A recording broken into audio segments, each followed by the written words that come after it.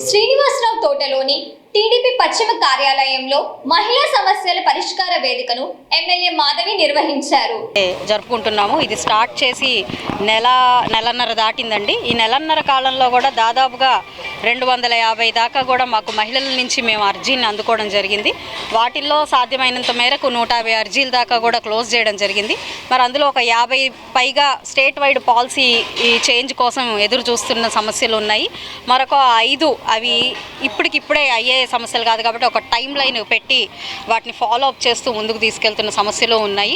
ఈరోజు కూడా మహిళా గ్రీవియన్స్ సగంలో మరి అన్న ఈ పుట్టినరోజు కార్యక్రమాల కోసం రావడం జరిగింది. చాలా అశేష స్పందన గుంటూరు పశ్చిమ నియోజకవర్గంలో ఈ మహిళా గ్రీవియన్స్కి లభించిందని చెప్పుకోవాలి.